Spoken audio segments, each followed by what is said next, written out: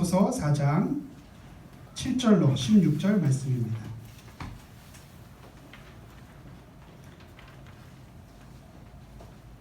에베소서 4장 7절로 16절 말씀. 성경 못 찾으신 분들은 화면을 보시면서 함께 봉독하도록 하겠습니다. 우리 각 사람에게 그리스도의 선물의 분량대로 은혜를 주셨나니 그러므로 이르기를 그가 위로 올라가실 때에 사로잡혔던 자들을 사로잡으시고 사람들에게 선물을 주셨다 하였도다. 올라가셨다 하였은즉 땅 아래 낮은 곳으로 내리셨던 것이 아니면 무엇이냐. 내리셨던 그가 곧 모든 하늘 위에 오르신 자니 이는 만물을 충만하게 하려 하심이라. 그가 어떤 사람은 사도로, 어떤 사람은 선지자로, 어떤 사람은 복음 전하는 자로, 어떤 사람은 목사와 교사로 삼으셨으니 이는 성도를 온전하게 하여 봉사의 일을 하게 하며 그리스도의 몸을 세우려 하심이라. 우리가 다 하나님의 아들을 믿는 것과 아는 일에 하나가 되어 온전한 사람을 이루어 그리스도의 장성한 분량이 충만한 데까지 이르리니 이는 우리가 이제부터 어린아이가 되지 아니하여 사람의 속임수와 간사한 유혹에 빠져 온갖 교훈의 풍조에 밀려 요동하지 않게 하려 함이라. 오직 사랑 안에서 참된 것을 하여 범사에 그에게까지 자랄지라. 그는 머리니 곧 그리스도라.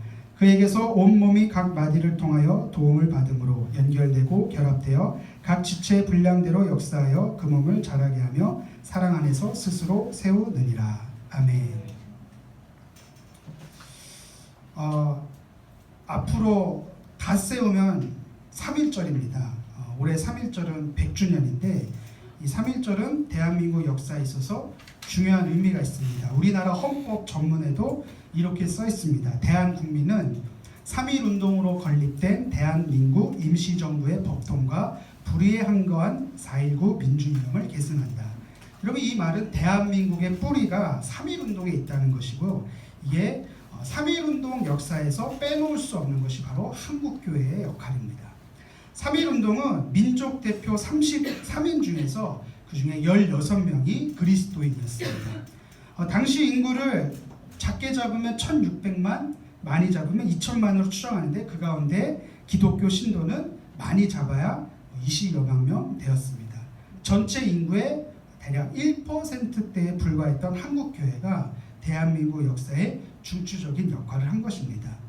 이 역사학자 이만열 교수에 의하면 3.1운동 만세 시위가 한참일 때 한국교회는 독립단 통고문이라는 것을 한국교회에 전국적으로 뿌립니다. 몇 가지 내용이 있는데요. 잠시 소개하자면 매일 3시에 기도하고 그리고 주일에는 금식하고 매일 성경을 읽을 것을 이 독립단 통고문에 명시하였습니다. 그 성경 읽기가 무엇이냐? 월요일에는 이사야 10장, 이스라엘을 멸망시킨 아시리아에 대한 하나님의 심판을 읽고 화요일에는 예레미야 12장, 유다가 멸망한 배경이 어디에 있느냐. 또 수요일에는 신명기 28장, 이스라엘 민족이 다른 민족에게 침략받아서 고통을 받게 된다는 내용. 목요일에는 야고보서 5장, 고난당하는 기독교인들에게 기도로 인내할 것을 권면하고요. 금요일에는 이사야 59장, 회개한 백성들에게 하나님께서 어떻게 회복시켜 주시고 어떻게 구원해 주실 것인가. 그리고 마지막 토요일에는 로마서 8장, 장차받을 은혜에 관한 내용을 읽고 묵상하는 것을 독립단 통고문을 통해서 각 교회마다 뿌렸습니다. 이 역사학자 이만열 교수님에 의하면 이 3.1운동을 주도한 한국교회의 민족의식은 정의와 자유와 평화에 기반한 하나님 나라의 건설에 있었고 그리고 기독교 신앙으로 자주, 평등, 해방을 목표로 한 독립국가, 민족 자주의 건설이라는 민족적 양심의 접점에 있다라고 평가합니다. 이처럼 한국교회는 일제강점기 때부터 조국의 근대화에 크게 기여를 했습니다. 우리가 잘 아는 대로 교회가 세워지는 곳마다 양반과 노비, 반상차별을 철폐하였고 여성의 인권 증진에도 기여하였고 병원과 학교를 설립하여서 가난하고 소외된 약자들을 돌보는 역할을 감당했습니다. 한마디로 한국교회는 침략과 전쟁과 독재로 어지러웠을 때 이 한국 사회의 빛과 소금의 역할을 묵묵히 감당했던 교회입니다. 아멘. 이 자부심을 가지시기 바랍니다. 이 교회는 세상의 소망이 되어야 합니다. 이 예수 그리스도의 복음은 여전히 세상을 향해서 진리를 말하고 세상에서 참된 것을 말하며 자유를 주고 정의를 구현하고 해방을 선포하는 것이 바로 교회의 모습, 예수님의 복음이 충만한 교회의 담음입니다. 교회는 어떻게 완성되어져 갑니까? 우리가 지난 시간에 에베소서에서 말하는 교회의 완성은 가장 먼저 무엇보다도 우선적으로 예수님의 성품을 배워야 한다, 이런 말씀을 드렸습니다. 겸손과 온유와 오래 참음과 사랑 가운데서 서로 용납하는 것, 그 예수님의 성품을 배우는 것으로 시작하는데, 그렇다면 계속해서 이 에베소에서 교회가 어떻게 완성되어 가는 것인가, 그것을 우리가 함께 나누고자 합니다. 첫 번째로 그리스도의 선물, 은사를 받아야 합니다. 그리스도의 선물, 은사를 받아야 합니다. 우리 본문의 7절 말씀을 우리 화면을 보시면서 다 같이 읽어보겠습니다. 시작. 우리 각 사람에게 그리스도의 선물에 분량한 대로 은혜를 주셨나니. 그러니까 예수님의 성품을 배우는 것 못지않게 중요한 것이, 이 교회는 각자 개개인에게 하나님의 은혜로 그리스도의 선물로 주신 은사가 있다는 것이에요. 그래서 8절서부터 10절은 그 은혜로 주신 선물에 대한 증거로 시편 68편 18절을 제시합니다.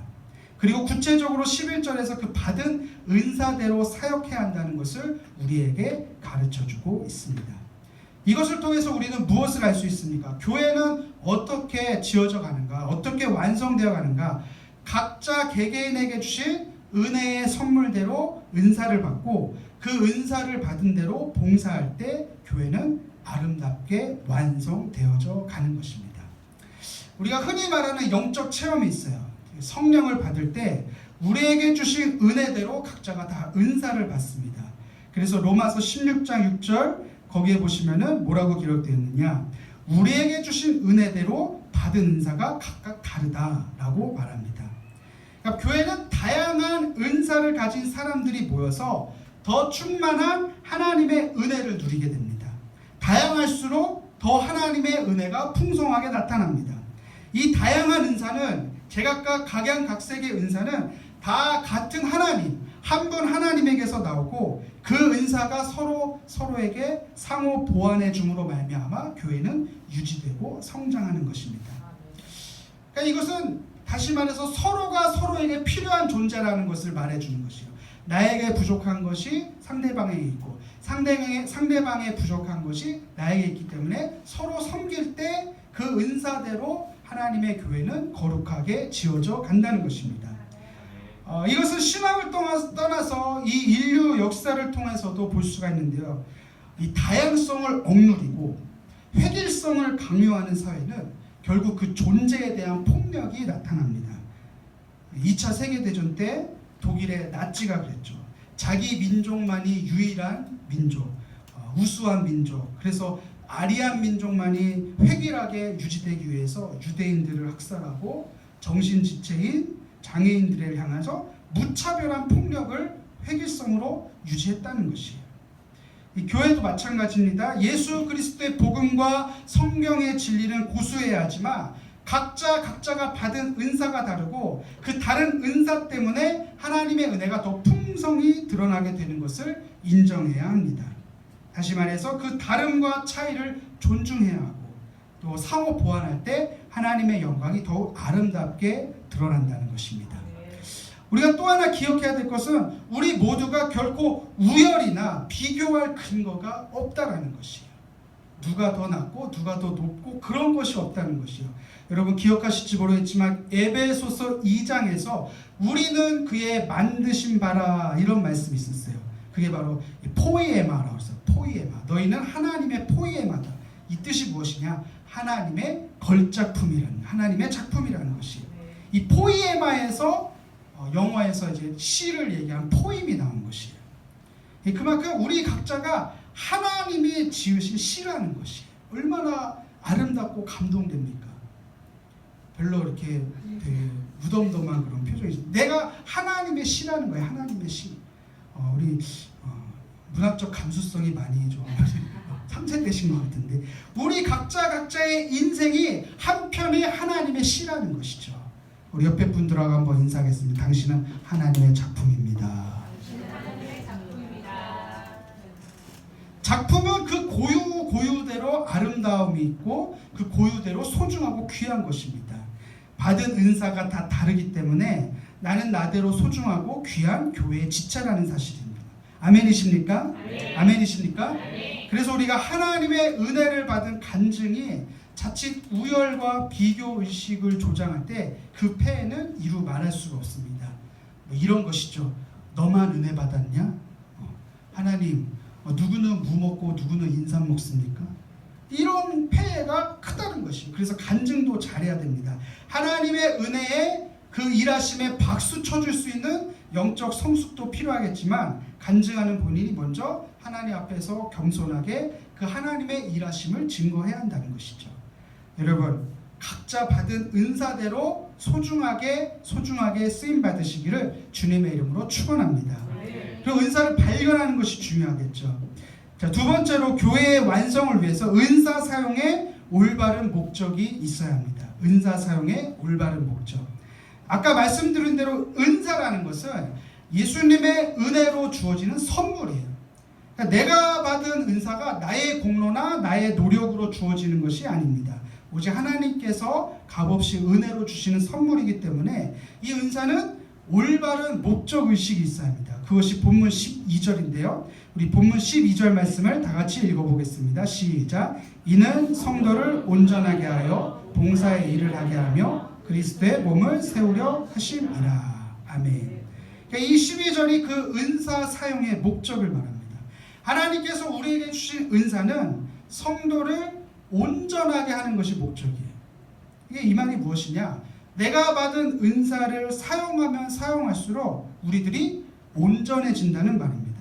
그러니까 은사를 활용하면 활용할수록 사람이 온전해진다는 뜻이에요. 제가 새가족들에게 새가족 교육을 할 때, 심화과정이라는 거에서 교육을 할 때 성령 충만을 말할 때 항상 강조하던 말입니다. 우리 그 PPT를 한번 띄워주실까요? 흔히 말하는 우리 영적 체험의 출발이 이제 성령 침례, 성령 세례라고도 하죠. 그 성령에 완전히 잠기는 그런 체험을 할 때 하나님의 은사를 받습니다. 성령의 은사를 받습니다. 그리고 그 은사를 교회에서 활용하면 활용할수록 내 내적인 성품이 바뀌기 시작한다는 거예요. 처음에는 거칠고 처음에는 막 내 나름대로의 성격이 있었는데 하나님께 받은 그 은사를 활용하면 활용할수록 내적 성품이 어떻게 바뀌느냐? 예수님의 성품으로 점점 바뀌어갑니다. 근데 제가 이렇게 질문을 해요. 사람이 바뀌는 게 쉬워요? 어려워요? 그러면 이구동성으로 어려워요. 그래요. 나이 드신 분들은 같이 사는 영감 보니까 안 바뀌어 막 그러고. 근데 무슨 얘기냐? 내적인 성품이 바뀌는데 시간이 걸린다는 거예요. 그래서 우리가 받은 은사를 계속 사용해야 한다는 것이에요. 그래서 우리가 이 마침내 성령의 열매를 맺는 단계까지 가기 위해서 계속해서 성령의 재충만이 필요하다는 거예요. 받은 은사를 잃어버리지 않고 내 내적인 성품이 예수님의 형상으로 자라기까지 받은 은사를 계속 활용하는 것이 중요하다. 그리고 이 전체 과정을 우리는 통틀어서 성령 충만한 삶이다, 이렇게 말한다는 것이야. 여러분 이해가 되시면 아멘 하실까요? 네. 그래서 우리가 은사를 사용하는 것이 중요해요. 봉사하고 그 은사를 활용하기까지 하나님께서 우리에게 계속해서 성령의 재충만을 주시는 그 성령 충만한 삶의 연속이 될 때 교회는 아름답게 성장하고 아름답게 완성되어져 간다는 것이에요. 우리가 받은 은사는 봉사의 일을 통해 몸된 교회를 세우기 위해서 은사를 사용해야 한다는 것이에요. 우리가 결코 받은 은사를 나를 드러내고 나를 자랑하고 나의 유익을 위해서 사용하면 된다 안 된다? 안 된다는 것이에요. 자기 욕심이 아니라 하나님의 영광을 위해서 성도를 온전하게 하고 몸된 교회를 세우기 위해서 그러한 목적 의식을 갖고 은사를 사용해야 한다는 것이에요. 어떤 분이 은사를 많이 받았어요. 기도도 정말 많이 하시고 영적인 체험도 많이 했어요. 받은 은사가 많아요. 그런데 중요한 것은 가는 데마다 막 싸워. 가는 데마다 문제를 일으키고 가는 데마다 사람들이 다 피해. 사람들이 어려워해. 은사는 많은데 여러분, 그것은 은사를 바르게 사용하는 것이 아닙니다. 내가 받은 은사가 많으면 많을수록 더 성도를 온전하게 하는데 겸손하게 섬겨야 되고, 정말 내가 받은 은사를 활용하는 것이 성도를 온전하게 하고 있는가, 주님의 몸된 교회를 든든하게 아름답게 세우는데 쓰임받고 있는가, 올바른 목적의식을 갖고 은사를 사용해야 한다는 것이에요. 여러분, 하나님께서 여러분들에게 풍성한 선물, 은사를 나누어 주시기를 주님의 이름으로 축원합니다. 기억해야 될 것은 그 받은 은사를 바른 목적의식을 갖고 사용해야 한다는 것이에요. 세 번째, 교회가 완성되어지기 위해서는 은사 사용에 올바른 목표가 있어야 합니다. 은사 사용에 올바른 목표. 교회는 은사를 사용하는 데 있어서 올바른 목표점, 지향점이 있어야 합니다. 그 목표가 본문 13절에 잘 나타나 있습니다. 우리 13절의 말씀을 화면을 보시면서 다 같이 한번 읽어보겠습니다. 시작. 우리가 다 하나님의 아들을 믿는 것과 아는 일에 하나가 되어 온전한 사람을 이루어 그리스도의 장성한 분량이 충만한 데까지 이르리니. 아멘. 이게 제일 중요해요. 교회의 완성은 우리가 예수님의 성품을 배우는 것으로 시작하여 은사를 활용하는 것을 거쳐서 결국에는 다시 예수님을 닮아가는 것이 우리의 목표점이 되어야 한다는 것이에요. 그 목표는 분명합니다. 예수님을 믿는 것과 아는 일에 온 교회가 하나가 되어서 온전한 사람을 이루어 마침내 그리스도의 장성한 분량에 이르기까지 자라나는 것이에요. 그러니까 예수님을 믿는 것, 그리고 예수님을 힘써 아는 일에 온 교회가 함께 동참해야 합니다. 그 목표가 분명해요.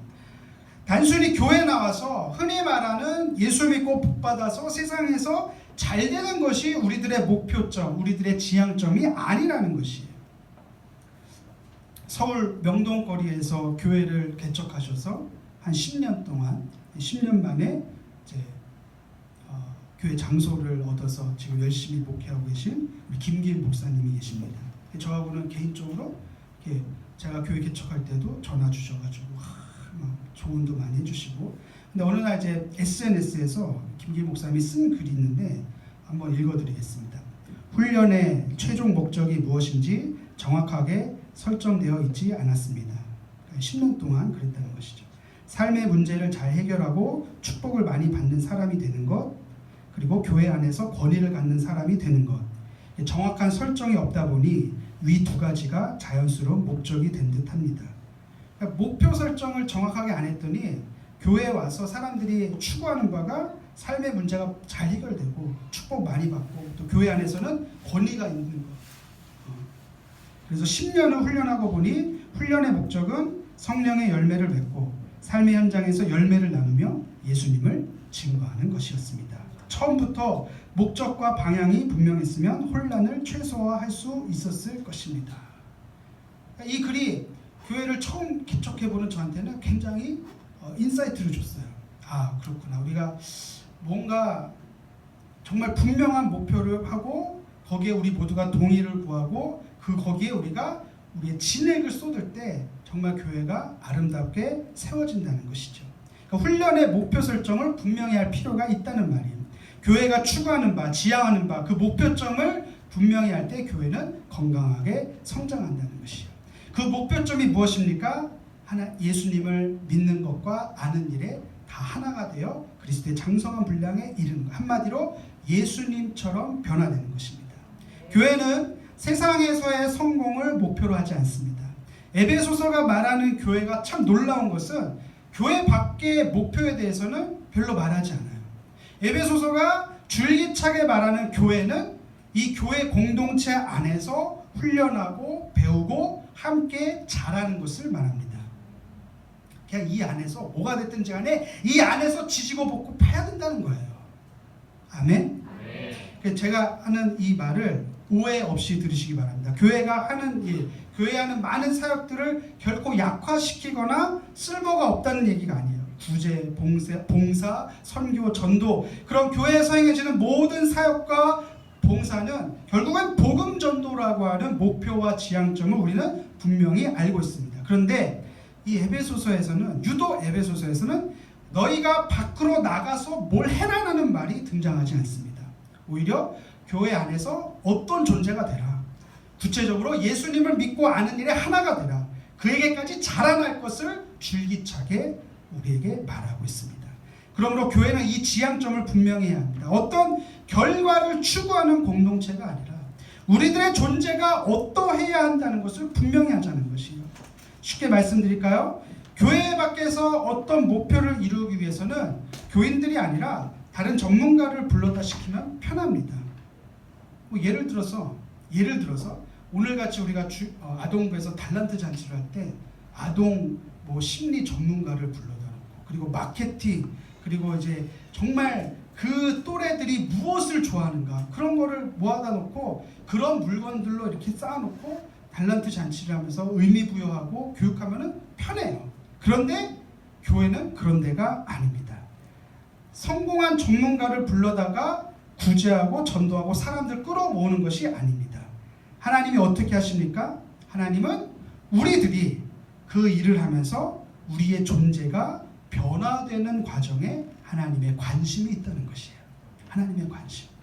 내가 얼마나 잘하고 내가 얼마나 결과를 내놓았는가, 거기에 하나님의 관심이 있는 것이 아니라 그 일을 통해서 내가 얼마나 예수님을 닮아가고 있는가, 내가 얼마나 성도를 섬기는데 온전해지고 있는가, 거기에 하나님의 관심이 있다는 것이에요.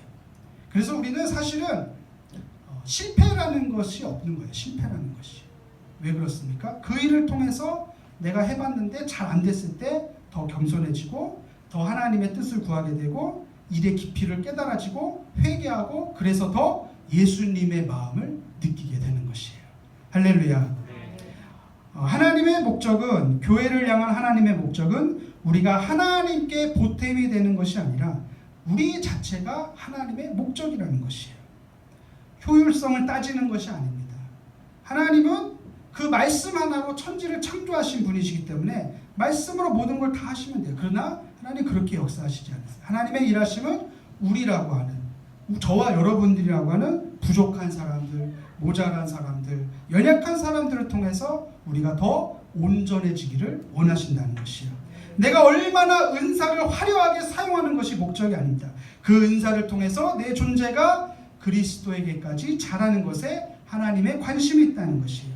그러므로 결코 저나 여러분들이나 잊지 말아야 될 것이 있습니다. 내가 하는 일이 결코 보잘것없는 일이 하나도 없습니다. 잘 안 되더라도 그 일을 통해서 내 존재가 깨달아지는 것이 있을 것입니다. 그리고 그 깨달음의 끝에서 예수님의 마음과 성품과 인격을 닮아가는 것이야말로 교회가 완성되어져 가는 것을 믿으시면 아멘 하시겠습니다. 아멘.